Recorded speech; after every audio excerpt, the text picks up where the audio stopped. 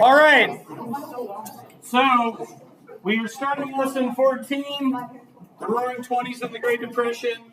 This is a very popular style in the Roaring Twenties. What is this style here that made the flappers? Very good. This is the flapper style in the 1920s. I'm actually going to introduce you to the famous movie star that made the flapper style famous during the Roaring Twenties. And then on the right, we have these men in line for free coffee and donuts for the unemployed. Does anybody know what that's called? Yeah, very good. Excellent. It's a bread line. Excellent job. Well done. That's a bread line. So we're going to deal with that, not today, but later when we get into the Depression. What we're doing today is we're cruising into the Roaring Twenties. So post-World War I, obviously World War I was most devastating in Europe. When you look at the human costs of World War I, American casualties were like somewhere between 1% to 2% of the total loss of World War I. So the human cost dramatically affected Europe. We also have the destruction of European economies, the war-torn Western Front, parts of the Eastern Front, total upheaval in Eastern Europe, the rise of the Bolsheviks and communism in Russia, collapse of the German economy. The list just goes on and on. But America, in this era, returns to what is called isolationism. I don't know what's happening here. I know, there we go. Return to isolationism in the post-World War I era. There is a sharp recession that will happen after World War I ends, but it's pretty quick and it's mild. There was a lot of surplus in the post-war era.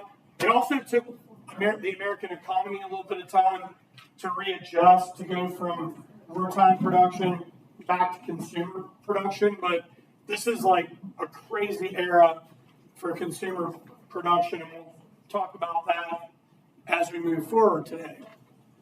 Cities and wealth continued to grow. Women received the right to vote. However, social expectations still divided jobs and roles in this era.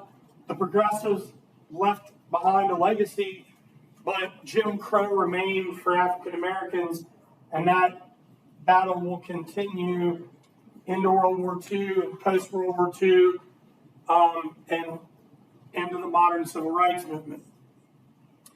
World War I is really the factor that pushes the 19th Amendment along. Because women did so much at home and abroad for the war effort, there was no question that America was going to move in the direction for suffrage and voting rights.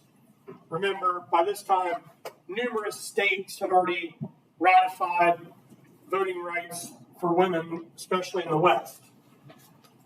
The U.S. goes back to producing consumer goods. This is an era of invention and innovation. We brought up automobiles earlier. It's not just the mass production of automobiles, refrigerators, washing machines, vacuum cleaners, all types of commodities that made the American standard of living rise. Stock market was booming in this era. Hollywood was buzzing. That's where we're going to wrap up today. We'll talk about how Hollywood becomes the movie capital of the U.S. and eventually the movie and film capital of the world. The arrival of new ideas and new styles. This is a big era for fashion. This is the era for men known as the chic style, and for women, the flapper style. So I'm going to introduce you to the people that made these two styles very popular. Any questions up to this point?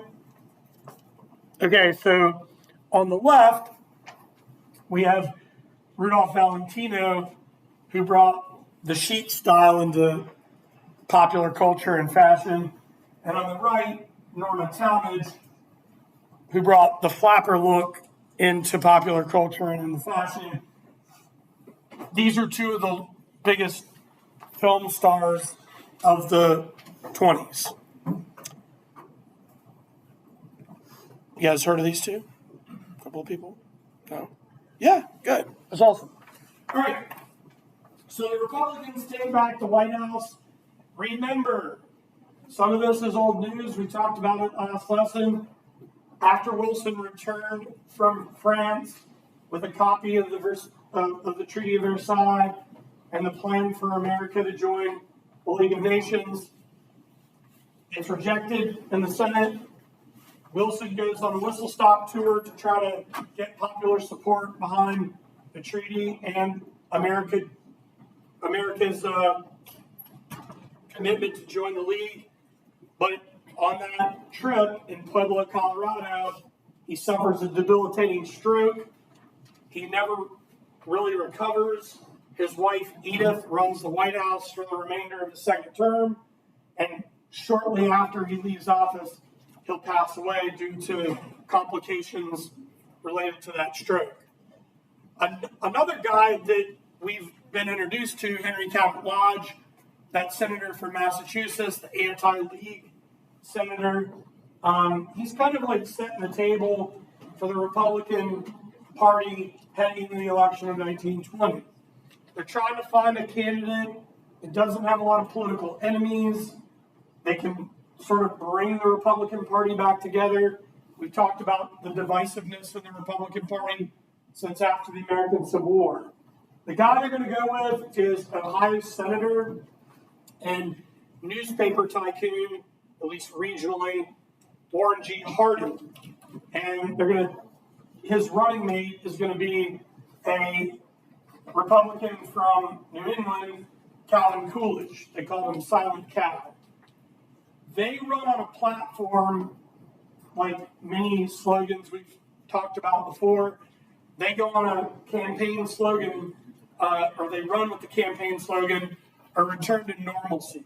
What this means is a return to isolationism and a return to laissez-faire economics, or laissez-faire. Let government do government, let business do business, and get the economy booming. A big part of this was providing large tax cuts for corporations, also sort of a return to limited liability, kind of a movement away from what we learned about in the Progressive era. Harding and Coolidge will defeat Ohio Governor James M. Cox and his running mate, Franklin D. Roosevelt, who we're going to talk more about when we head to World War II. Oh, well, actually, we're going to talk about him at the end of this lesson because he'll be elected during the Great Depression, and we'll talk more about him during World War II as well. The election results of 1920 were actually the first American radio broadcast. KDKA in Pittsburgh announced Harding's victory. Harding does have some achievements, but there's a lot of corruption that goes on during his time in office. He did manage to negotiate a Washington Naval Conference. However, there are numerous scandals that we don't necessarily know that if he was involved, but people that he appointed to office were involved in. They became known as the Ohio Gang. The most significant of these was the Teapot Dome scandal. This is a huge federal reserve in Wyoming that was basically used for oil production and petroleum for the U.S. Navy. Members of Harding's administration decided to sell off this land and lease it to a very powerful oil company known as Sinclair, and the people that were involved took bribes and kickbacks. As a result, some of them serving jail time. The reason we don't know what Harding was and was not involved in is because he dies of a heart attack in office. And this will lead to his vice president, Calvin Coolidge, taking the oath of office. Coolidge, even more of a laissez-faire president than Harding, was all about this resurgence to big business like we saw the Republicans at the end of the 1800s and at the turn of the 20th century under McKinley. Coolidge will be reelected to a second term, but it's kind of like a Teddy Roosevelt situation. He took office in the first term, and then he gets, after the death of Harding, and then he's reelected. One of the main people pulling the strings during the Coolidge administration is Treasury Secretary Andrew Mellon, who we're going to talk a little bit about later.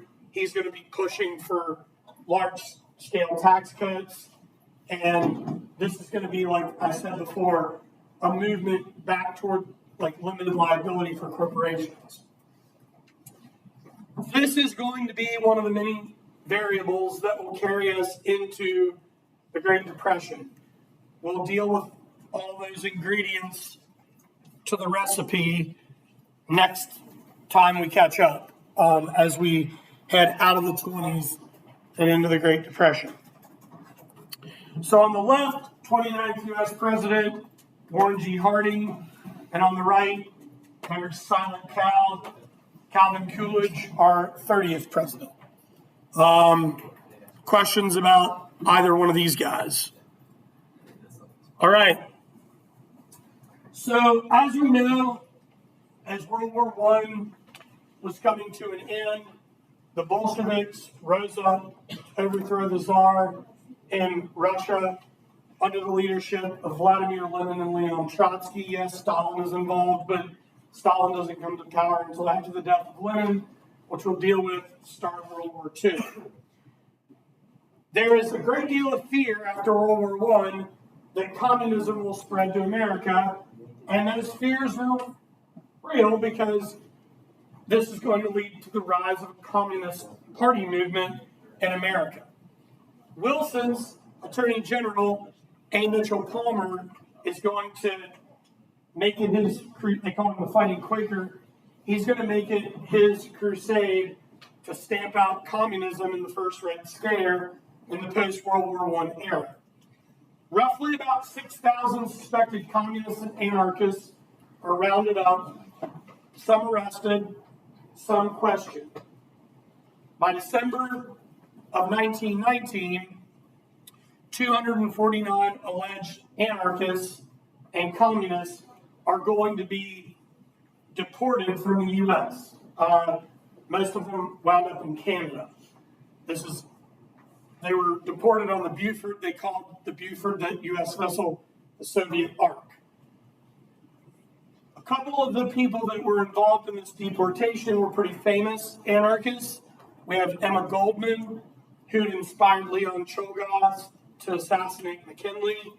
And we have Alexander Berkman, who attempted to kill Henry Clay Frick, who was a business partner of Andrew Carnegie. This is a severe cutback on free speech. This is really going to put the squeeze on the American Socialist Party as a result of the first Red Scare. But probably the most famous event from the first Red Scare was the execution of Nicola Sacco and Bartolome Vanzetti. These were two Italian anarchist immigrants that came to America in Braintree, Massachusetts, outside of Boston. A paymaster, who's a lawyer that deals in large sums of cash, and his guard were killed, and Sacco and Vanzetti were the ones that were accused. The problem with the trial, though, was that they didn't really have a lot of evidence on the murder. It became more of a public opinion trial against anarchy, and it not only led to their conviction, but it also led to their execution. This was considered like the main witch hunt of the first Red Scare. This is also during this era of isolationism This is an era of anti-foreignism, or what we would consider nativism, and sadly it also leads to the return of the Ku Klux Klan. And we'll deal with that as we move forward. Any questions about the Red Scare? This one's often forgotten about because the second Red Scare in the post-World War II era during the Cold War was just so massive. It totally eclipses this one historically.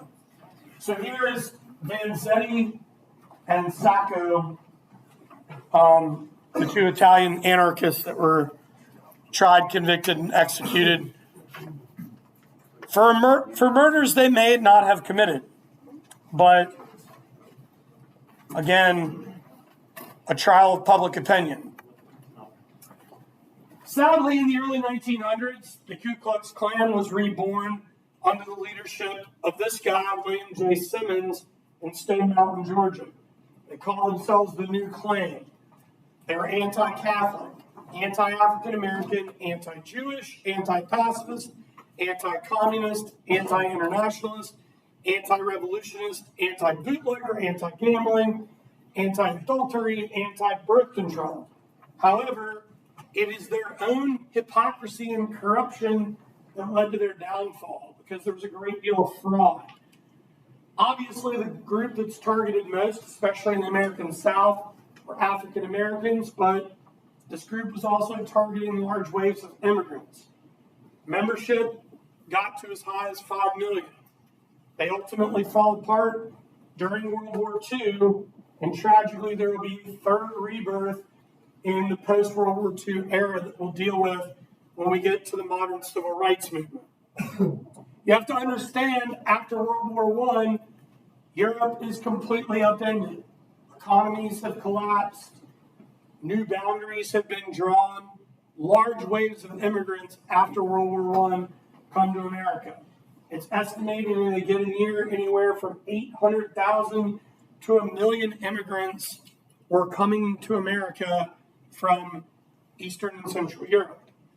I think I told you before that the number of Italians in New York rivaled the number of Italians in Rome in the early 1900s.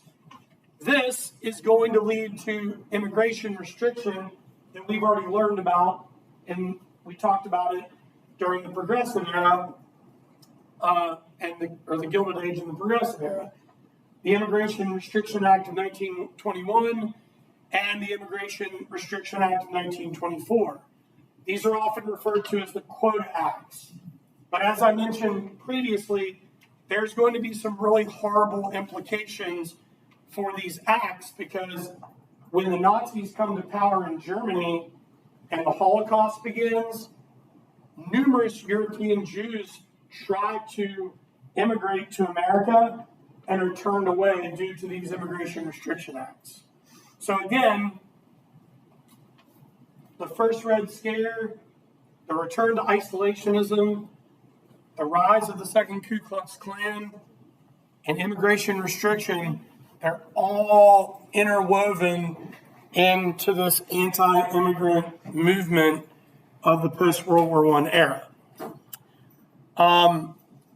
Any questions up to this point? And a number of you guys already did, who did immigration restriction cartoon analysis when we did did anybody do any of the immigrant cartoons?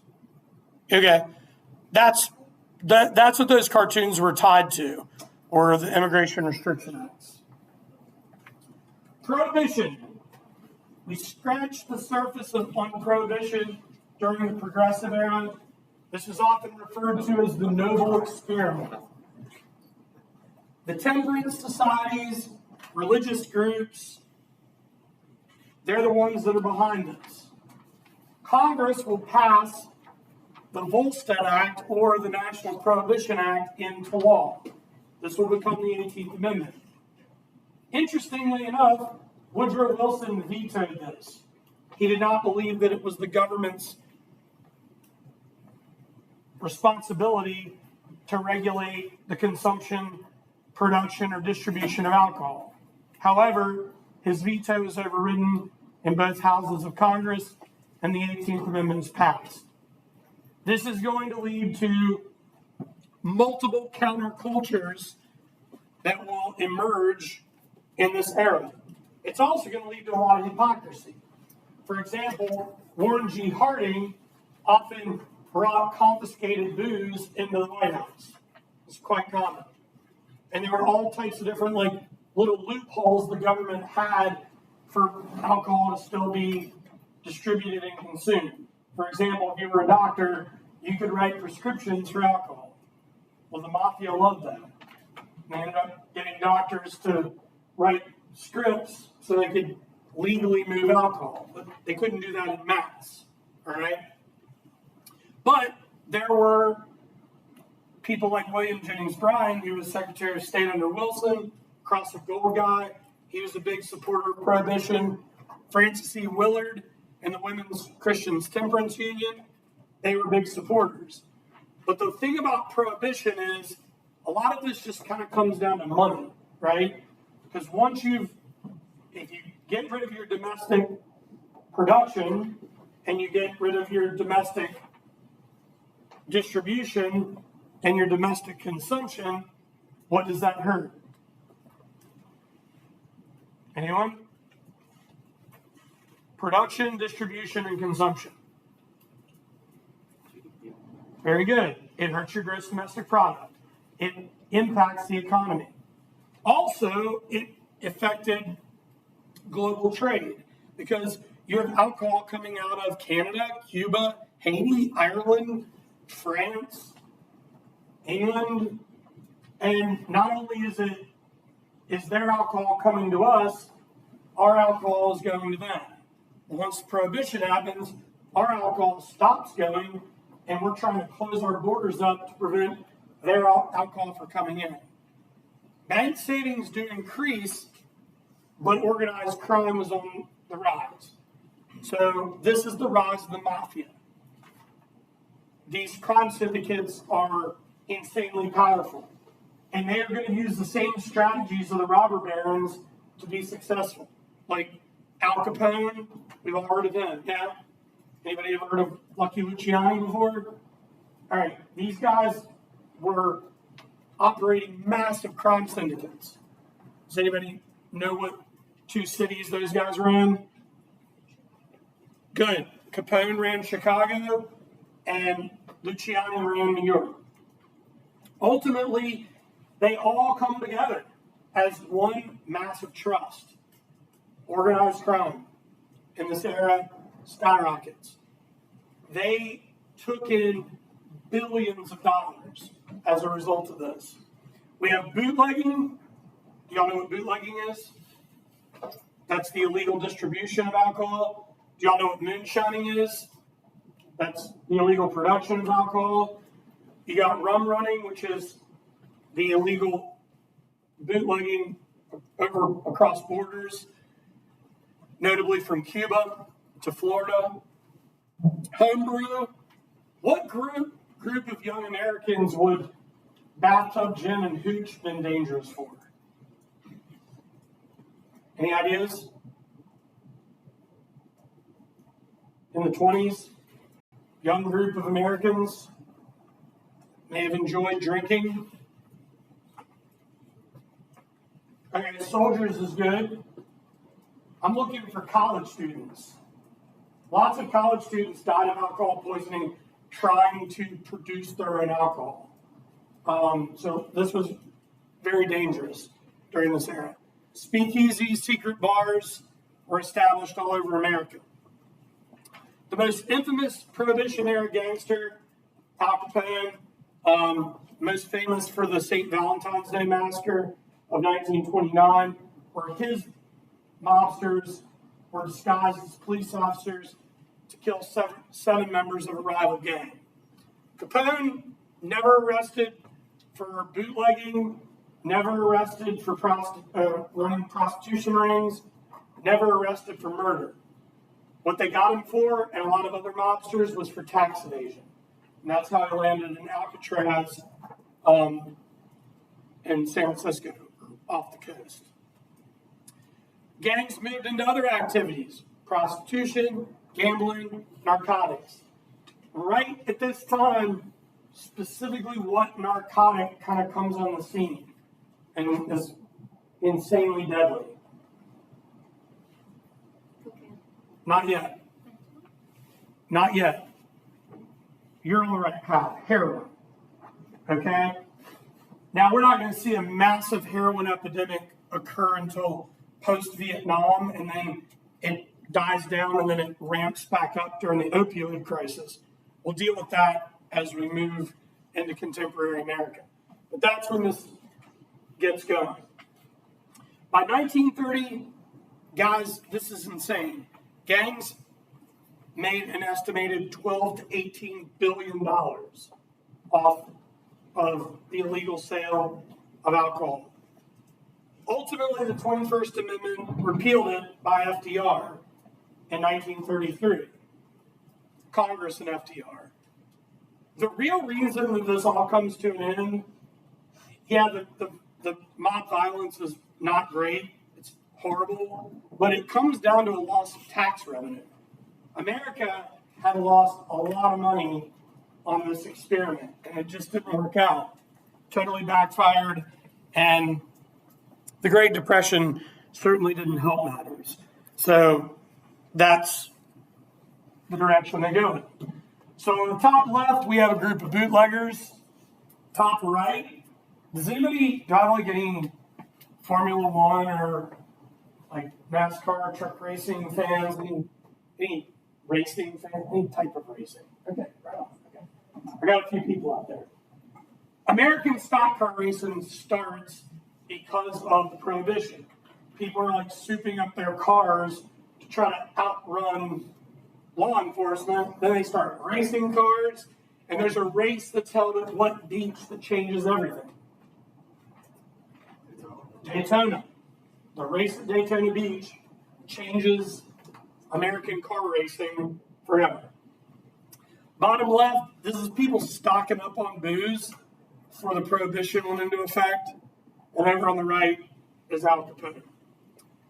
Any questions about the prohibition? All right. The 20s is a boom time for education. This is a crazy era of growth in terms of curriculum, the growth of colleges. The list goes on and on. One very important person involved in this is Professor at Columbia, John Dewey. Dewey believes that the principles of a democratic society are all interwoven in the education of the society. Learning by doing, education for life, it's all interwoven. These are principles we talk about all the time, right? My most important job is to provide you with a safe learning environment. But one of the other most important jobs that I can provide you is to make you an educated citizen and a lifelong learner. Does that make sense? It's not like it ends with one degree or the next or the next. You learn forever. And your education makes you a better citizen. Well, as you already know, Darwin published Origin of Species at the very end of the American Civil War. These ideas have been rejected for a very long time. But by the time we get to the turn of the 20th century, people are starting to teach the theory of evolution. Have you all ever heard of the Bible Belt before? Heard of this the area of the South out into the Midwest? Well, a lot of states started to pass laws because states determine what they do in terms of education that prevented people from teaching the theory of evolution. The ACLU decided to put this to the test in what is called the Scopes trial. This guy, John Scopes, substitute science teacher and football coach in Dayton, Tennessee, purposely teaches the theory of evolution, gets himself arrested, fired, and gets hit with a $100 fine. He is going to have an all-star defense team led by this guy here, Clarence Darrow, arguably one of the greatest defense attorneys in American history. The prosecution who are the creationists against the fundamentalists who are against the theory of evolution, they've got a very famous guy on the prosecution, William Jennings Bryan, cross the gold guy, prohibition supporter, anti-World War I guy. This is a full-on showdown. This is one of the first trials that is picked up on radio. And in the end, Scopes loses the trial. But then they appeal it, and once it's appealed and goes to the next level, he's acquitted. The trial also pretty much puts William Jennings Bryan in the grave. The guy dies 5 days after the trial.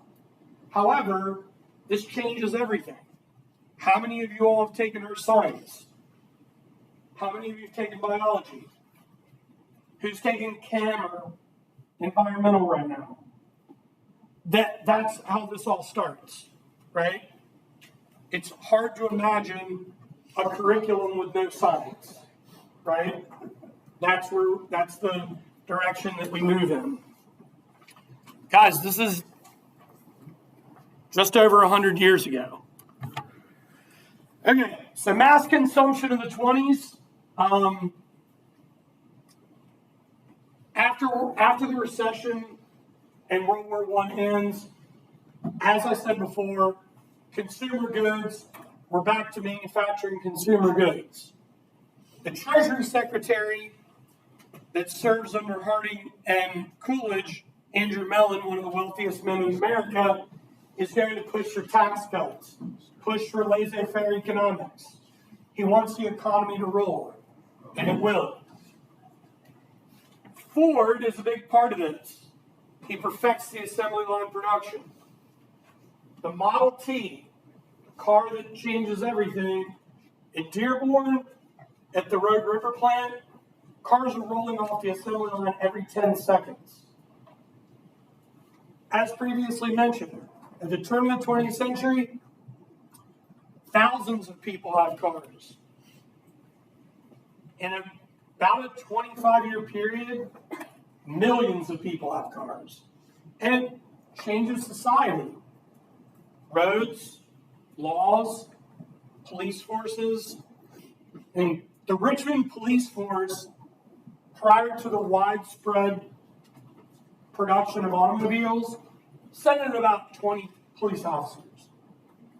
But due to automobile production and due to the changing laws related to traffic, that police force is just going to grow and grow and grow as a result of automobiles. So automobiles provided transportation, freedom, luxury, and privacy. How many people in here, like, the day you got your license was one of the happiest of your life? Okay, I thought I would see more hands. Like, I went to summer school to get my license early. Like, I was that dedicated. And as we know, I bought my first car for $1. But still, I was that dedicated to driving. I wanted that freedom. All right? Because of radio, because of magazines, because of newspapers, and because of film, advertising is going to explode during this era. 20s ads use persuasion, ploy, seduction, sex appeal, and celebrities to sell. We hadn't seen anything like this before. I mean, I love this advertisement for Listerine. How's your breath today? If it's bad, you won't be wanted. Try Listerine. I mean, we weren't seeing advertisement like that during the Civil War. The reason I included Coca-Cola and Ford they go global during this period of time. They're setting up operations in the Philippines, in Africa, in Europe. By the end of World War II, everyone on the planet, not everyone, but pretty darn close, will know what Coca-Cola is. We'll talk more about that when we get to World War II. However, there is a very dangerous thing that happens here. People start living beyond their means. because they have the ability to buy things using what? Credit. Not that credit didn't exist before, but not on this level. I mean, people purchased items on credit, but they were just small items. Now people are buying cars, refrigerators, radios, vacuum cleaners, washing machines. They're buying all this stuff on lines of credit or installment plans. What do you have to pay if you decide to buy something on credit? Interest. Very good. This gets dangerous. And it gets real dangerous once everything collapses, because all these people have these goods that have depreciated in value, and the banks are holding on to the lines of credit and loan, and if people can't pay back the loans, then what happens to the banks? They run out of money and collapse. That's another variable that's going to carry us into the Great Depression. We're also going to talk about the stock market, because you also have the ability to buy stocks with credit at this period of time as well. Oh, there we go.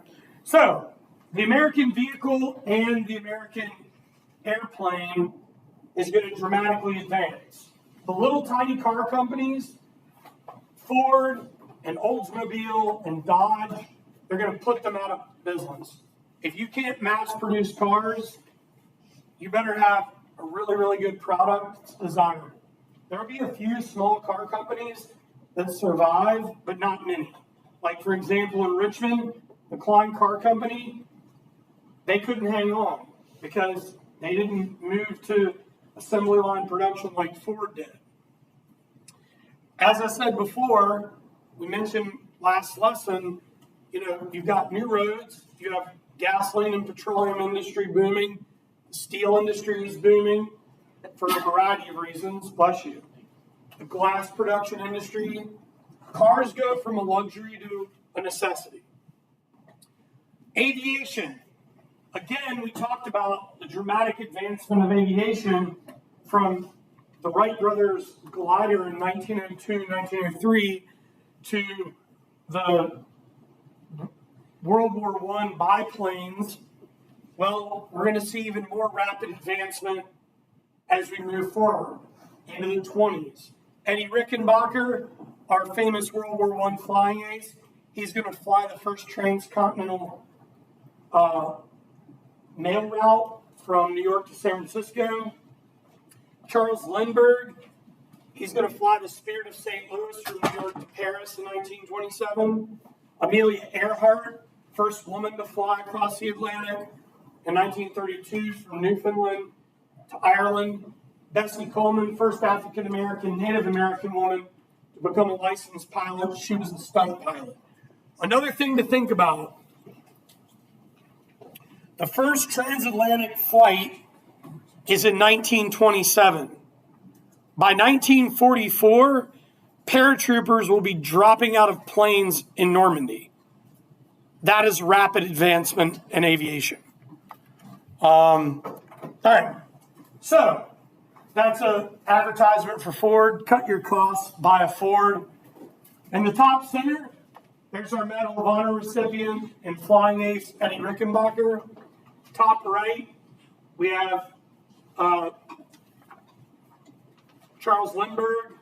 Bottom center, Amelia Earhart. And bottom right, Bessie Coleman. I mean, again, talk about unbelievable opportunities for women in this era. This is where we're going to pump the brakes today. American radio in Tinseltown.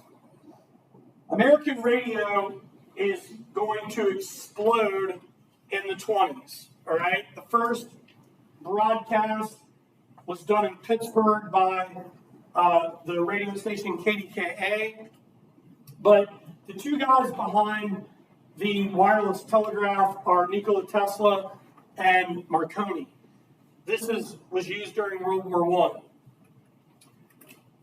Radio is going to popularize jazz, baseball, boxing, makes people like Babe Ruth a household name. Edison, responsible for one of the early people responsible for moving pictures, is going to be key during this era for the advancement of filmmaking. The first film, though, was Roundhay Garden Scene in 1888 in France. The first American short film, A Great Train Robbery, which you guys can check that out on YouTube. I think it's like 12 minutes. It's pretty short. When people watched that, they were like jumping out of their seats. They thought that like the train was going to come to the screen. Kind of crazy.